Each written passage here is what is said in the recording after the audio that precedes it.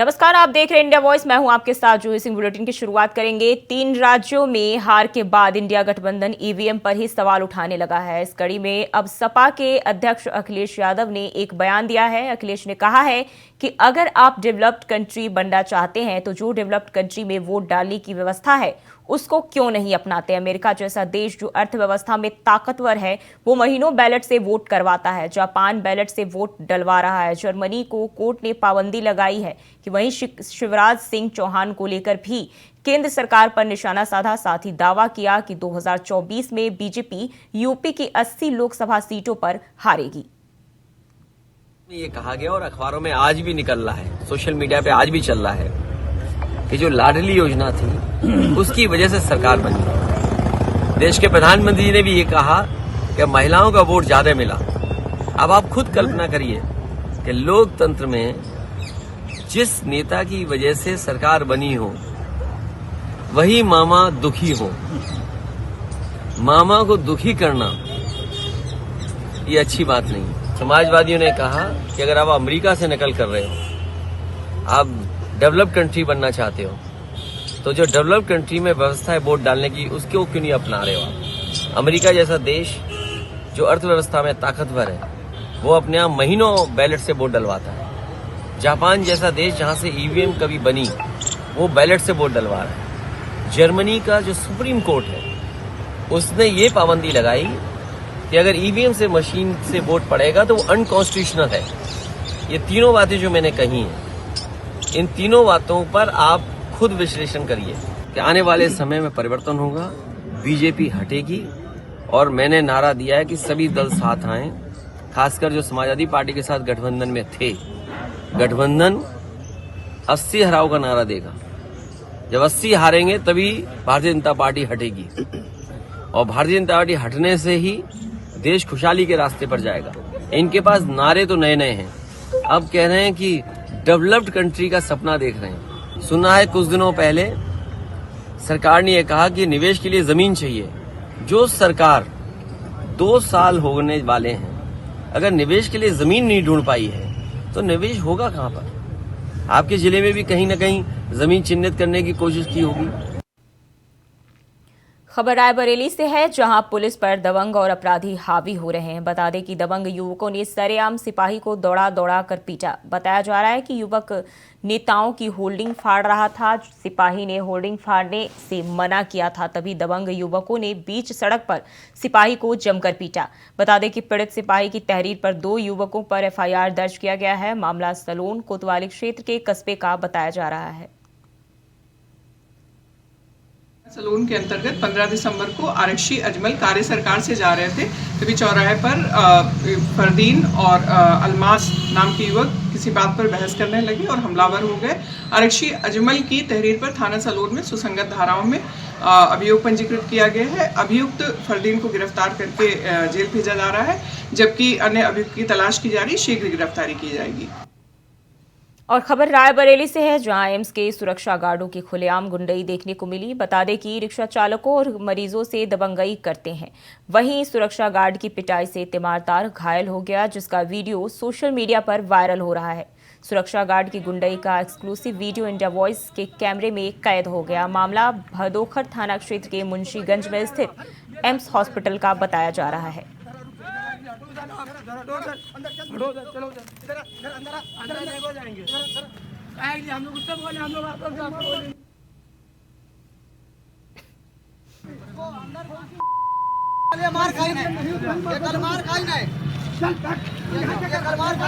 ये उतारो उतारो, जब अंदर भरे नहीं देती तो ये उतारो।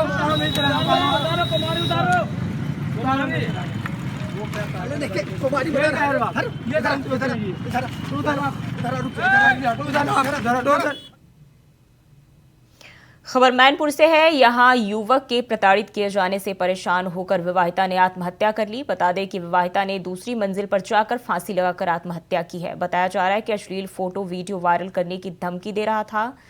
मृतका के पति ने युवक पर कई गंभीर आरोप लगाए। वहीं युवक मृतका के पति को भी जान से मारने की धमकी दे रहा था। पुलिस सूचना मिलते ही मौके पर पहुंची और विवाहिता के शव को कब्जे में लेकर पोस्टमार्टम के लिए भेज दिया। मामला अलाउ थाना क्षेत्र के गांव कचपुरा का बताया जा रहा है।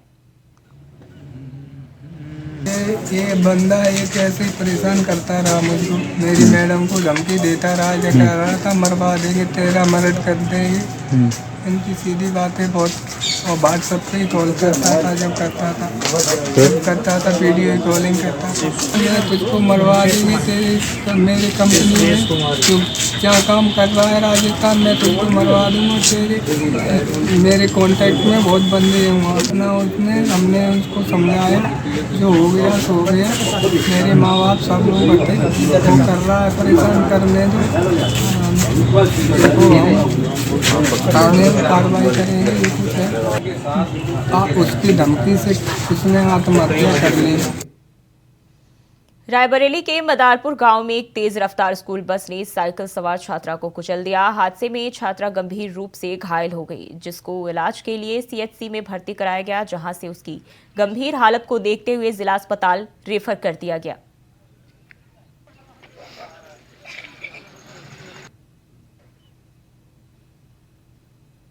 वहीं बीते 13 दिसंबर को संसद के विजिटर गैलरी से 2 युवक सदन की कार्यवाही के दौरान बीच में कूद गए और सदन की कार्यवाही में व्यवधान पैदा करने की कोशिश की। इस घटना के बाद संसद की सुरक्षा को लेकर कई सवाल उठने लगे, जिसके साथ ही देश भर में सियासत जो है वो तेज हो गई है। सुनिए किसने क्या कुछ कहा है। जो इनका ललित झा का जो मास्टरमाइंड है, पूरा जो कल ऑपरेशन हुआ उसका मतलब डायरेक्टर था, ये पूरा एकदम सब कुछ किया, उनका प्लान माफिक हुआ है। तो मतलब टीएमसी इतना बड़ा बात कर रहे हैं। जब हम लोग देखते हैं कि कोई देश विरुद्ध काम करते हैं, टुकड़े टुकड़े गैंग जो है वो काम करते, उसके साथ टीएमसी का तो जोग होगा ही होगा, कनेक्शन होगा ही होगा। अगर मेरे साइन पर कोई आ जाता है असदुद्दीन ओवैसी एमपी के नाम पर, क्या हाल होता मेरा? क्या हाल होता भैया, आप जानते क्या हाल होता? और फिर अगर वो जो 4 उसमें वो उनका नाम अगर अब्दुल होता, क्या होता फिर? अगर भूल से भी वो अगर मुसलमान होते तो आज देखते इन लोगों का पूरे देश में, पूरी दुनिया में क्या तूफान ये लोग मचाते। उसी के नाम पर ये लोग पूरा देश में धार्मिक उन्माद फैलाते। जात और धर्म के नाम पर मोदी जी के नजर में उग्रवादी उग्रवादी होता है, आतंकवादी आतंकवादी होता है। हिंदू न होता न मुसलमान होता, केवल उग्रवादी होता। यही लोगों को जिम्मेवारी होते हैं, उनको तो हम पूछेंगे कि भाई क्या हुआ। सिर्फ स्पीकर साहब के ऊपर सारे मसला रखकर स्पीकर साहब के सारे जिम्मेवारी सौंपते हुए ये अपना जिम्मेवारी से भागना चाहते हैं। और कहीं ना कहीं सदन ना चलने देना, इसका मतलब जनता से जुड़े मुद्दों को नहीं उठाने देना चाहते। पहले दिन ही स्पीकर महोदय ने कहा था कि सचिवालय जो हमारा लोकसभा का सचिवालय है, उसकी जिम्मेदारी है पार्लियामेंट के अंदर सिक्योरिटी की, और उन्होंने सभी पार्टी के नेताओं को बुलाकर बातचीत भी की। उनके और सुझाव लेने के लिए भी तैयार हैं, उसमें कुछ बदलाव करना तो उसके लिए भी वो तैयार हैं, लेकिन उसके लिए सदन ना चलने दें। अगर विपक्ष के पास सुझाव है तो ऑल पार्टी मीटिंग में आके सुझाव दें। ये मांग, इसमें कोई बड़ी बात नहीं है। हमेशा जब ऐसे घटना घटते हैं, जो मंत्री से संबंधित हैं उस पर बयान देते हैं, और खास तौर से जब पार्लियामेंट का सत्र चल रहा है। एक संसदीय परंपरा रही है कि मंत्री संसद के अंदर बयान देते हैं, पर हमारे गृह मंत्री इतने बड़े अहंकारी हैं कि वो टीवी चैनल में जाते हैं, कल शाम को विस्तार से बात करते हैं इस घटना के बारे में, पर वही बात वो संसद के अंदर बोलने के लिए तैयार नहीं है। पता नहीं, हमारे एक साथी हैं सीपीएम के, जॉन बिटास, घटना होते ही उन्होंने कहा, मनोज अगर हम या तुम होते ये पास इशू करने वाले तो हम पर यूएपीए लग गया होता। कहीं उनकी चर्चा भी हो रही है, खारिज करने की कोशिश हो रही है, जैसे उनका कोई रोल ही ना हो।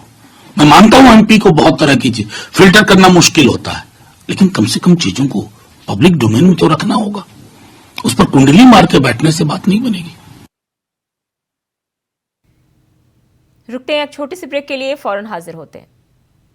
ब्रेक के बाद स्वागत है आपका। बात करेंगे खबरों की। मुख्यमंत्री योगी आदित्यनाथ गोरखपुर पहुंचे, जहां उन्होंने लेक क्वीन क्रूज का उद्घाटन किया, जिसके बाद सीएम योगी गोरखपुर के रामगढ़ ताल में लेक क्वीन क्रूज पर सवार हुए। सीएम योगी ने रामगढ़ ताल में लेक क्वीन क्रूज की सवारी का आनंद उठाया। वहीं सीएम योगी ने जनता को संबोधित किया। इस दौरान उन्होंने कहा कि जल यातायात और क्रूज सेवा को बढ़ावा देने के लिए हम लोग एक अथॉरिटी का गठन कर चुके हैं।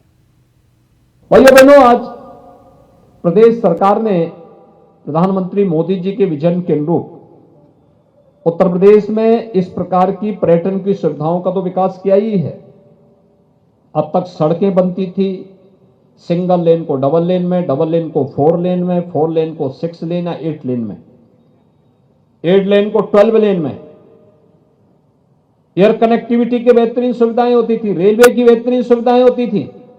लेकिन लोग कहते थे कि उत्तर प्रदेश में यहां पे लैंड लॉक्ड स्टेट है, इसलिए यहां पे कोई भी जल मार्ग की सुविधाएं नहीं विकसित हो सकती। लेकिन ऐसा नहीं, प्रधानमंत्री मोदी जी ने उसी के बीच से रास्ता निकाल दिया। वाराणसी से हल्दिया के बीच में गंगा जी पे इनलैंड वाटरवे बना करके क्रूज सेवा प्रारंभ की गई और अब हम लोगों ने उत्तर प्रदेश में इनलैंड वाटरवे अथॉरिटी का गठन करके राप्ती नदी, सरयू जी में, यमुना जी में, गंगा जी में, इसमें भी जल यातायात को और क्रूज सेवा को बढ़ावा देने के लिए एक अथॉरिटी का गठन हम कर चुके हैं। तेजी के साथ इस कार्यक्रम को हम आगे बढ़ाएंगे।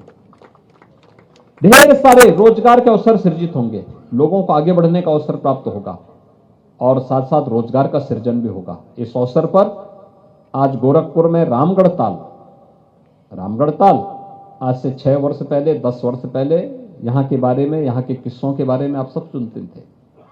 आज एक नया पर्यटन का स्थल बना है, चारों ओर से सड़क बन रही है, फुटपाथ बन रहा है। देखिए क्या चमकती हुई लाइट, रात्रि को कोई इधर से गुजरता है या कोई बाहर से देखता है, उसको लगता ही नहीं कि वो गोरखपुर में है। मथुरा में शाही ईदगाह मामले में सुप्रीम कोर्ट ने हाई कोर्ट के फैसले को बरकरार रखा है और मुस्लिम पक्ष की याचिका पर सुनवाई करते हुए सर्वे पर रोक लगाने से इनकार कर दिया है, जिसके बाद ये मामला सियासी गलियारों में भी तूल पकड़ता जा रहा है। माना जा रहा है कि 2024 के लिए बड़ा सियासी मुद्दा होने वाला है, क्योंकि बीजेपी के एजेंडे की बात करें तो अयोध्या और काशी में हिंदू पक्ष की जीत के बाद मथुरा अब बीजेपी के एजेंडे में है। ये रिपोर्ट देखिए।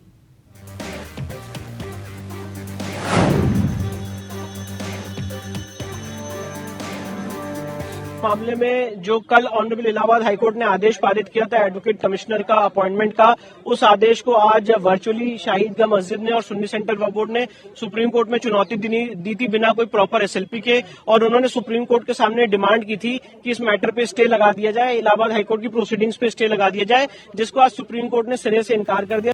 मथुरा शाही ईदगाह परिसर सर्वे कराने के आदेश पर सुप्रीम कोर्ट ने रोक लगाने से इनकार कर दिया है। आपको बता दें, ये आदेश इलाहाबाद हाई कोर्ट के 14 दिसंबर यानी कि गुरुवार को दिया था। इस फैसले को सुप्रीम कोर्ट में चुनौती दी गई थी, मगर कोर्ट ने इस सर्वे पर रोक लगाने से साफ इनकार कर दिया, यानी सर्वे हर हाल में होगा। मामले में जो कल ऑनरेबल इलाहाबाद हाईकोर्ट ने आदेश पारित किया था एडवोकेट कमिश्नर का अपॉइंटमेंट का, उस आदेश को आज वर्चुअली शाही ईदगाह मस्जिद ने और सुन्नी सेंट्रल वक्फ बोर्ड ने सुप्रीम कोर्ट में चुनौती दी थी बिना कोई प्रॉपर एसएलपी के। और उन्होंने सुप्रीम कोर्ट के सामने डिमांड की थी कि इस मैटर पे स्टे लगा दिया जाए, इलाहाबाद हाईकोर्ट की प्रोसीडिंग्स पे स्टे लगा दिया जाए, जिसको आज सुप्रीम कोर्ट ने सिरे से इनकार कर दिया। सुप्रीम कोर्ट ने कहा कि ये मैटर 9 जनवरी के लिए निर्धारित है, हम उसी दिन इसको सुनेंगे और इलाहाबाद हाईकोर्ट अगर कोई आदेश पारित करता है और आप उससे एग्रीव्ड है तो आप उसके खिलाफ जो आपकी अप्रोप्रिएट रेमेडीज उस पर आ सकते हैं। पर स्पष्ट रूप से सुप्रीम कोर्ट ने कहा कि जो कल इलाहाबाद हाईकोर्ट ने आदेश पारित किया है वो हमारे सामने है भी नहीं, आपने उसको चैलेंज भी नहीं किया है, बिना ऑर्डर देखे हुए हम उसको कैसे स्टे कर सकते हैं, और इलाहाबाद हाईकोर्ट ने स्टे लगाने से मना कर दिया।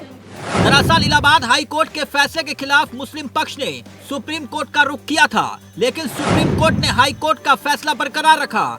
आपको यह भी बता दें कि 14 दिसंबर 2023 को न्यायमूर्ति मयंक कुमार जैन की पीठ ने मामले में सुनवाई करते हुए शाही ईदगाह के कमिश्नर सर्वे को मंजूरी दी थी। इस मामले में हाई कोर्ट के सामने मुकदमे में दायर आवेदन में यह दावा किया गया था कि भगवान श्री कृष्ण का जन्म स्थान मस्जिद के नीचे है और ऐसे कई संकेत हैं जो स्थापित करते हैं कि मस्जिद एक हिंदू मंदिर है, इसीलिए सर्वे करवाया जाना जरूरी है। सर्वे के लिए बकायदा एक आयोग का गठन किया गया जो हिंदू मंदिरों की एक विशेषता है और शेषनाग की भी एक छवि है जो हिंदू देवताओं में से एक है जिन्होंने भगवान कृष्ण की उनके जन्म की रात में रक्षा की थी। वैसे राम मंदिर और काशी के बाद अब मथुरा के मुद्दे पर भी सियासी तपिश महसूस हो रही है। संत समाज खुलकर अब पैरवी कर रहा है कि मथुरा का सर्वे जरूरी है। माननीय हाईकोर्ट उच्च न्यायालय का स्वागत योग्य निर्णय है और कृष्ण जन्मभूमि का सर्वे होना चाहिए, उसके लिए टीम गठित हो रही है। बहुत ही हम सनातनी संत धर्माचार्यों को खुशी की लहर है और होना चाहिए, क्योंकि यहाँ ये जो आए थे मुल्ले आक्रांता औरंगजेब और बाबर जैसे, इन्होंने हमारे मंदिरों को तोड़ करके वहाँ गुम्बद मस्जिद बना दी थी, उनका सर्वे होना चाहिए। देखिए, तो सभी सनातनियों की विजय है। जो पूर्व काल में कुछ लोगों ने सनातन की भावनाओं को, सनातन को मिटाने का जो प्रयास किया गया था, उस प्रयास को चाहे देर से ही सही मिटाने का कार्य अब कानूनी तौर पर प्रारंभ हुआ है। अयोध्या हुई हमारी, अब है मथुरा की बारी। आज माननीय उच्च न्यायालय ने जो फैसला दिया है, हमारे न्यायमूर्ति ने जो फैसला किया है, हिंदू समाज के लिए बड़ा गौरव विषय है। श्री कृष्ण जन्मभूमि के लिए बहुत अच्छा विषय है, हमारे श्री कृष्ण भक्तों के लिए बड़ा अच्छा विषय है। अब मुस्लिम पक्ष की ईदगाह वालों जो बिल्कुल ही सिरे से खारिज हो गया है कि 7/11 नहीं सुनी जाएगी, अब 26/9 हमारी प्रार्थना बस सर्वे की एप्लीकेशन 18 दिसंबर को सुनी जाएगी। मथुरा में भगवान श्री कृष्ण का भव्य मंदिर था, उसको मुगल शासकों द्वारा कई बार तोड़ा गया, लास्ट में औरंगजेब द्वारा तोड़ा गया। आज मथुरा में माननीय इलाहाबाद कोर्ट ने जो फैसला दिया है, बहुत ही सराहनीय फैसला है। सभी हिंदुओं में, सभी ब्रजवासियों में खुशी की लहर है।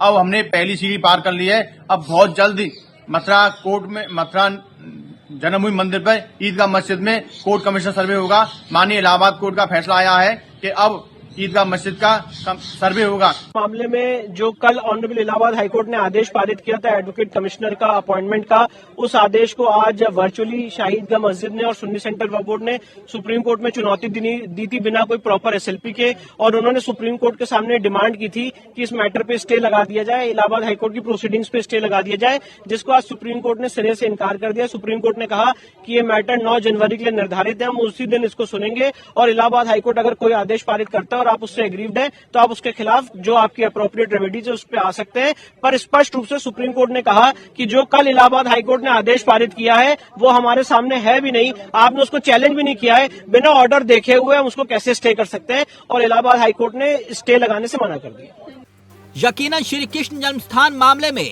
इलाहाबाद हाई कोर्ट ने गुरुवार को जो बड़ा फैसला सुनाया था वो फैसला अब बरकरार रहेगा, ये तय है। यानी सर्वे हर हाल में होगा। Bureau report, India voice.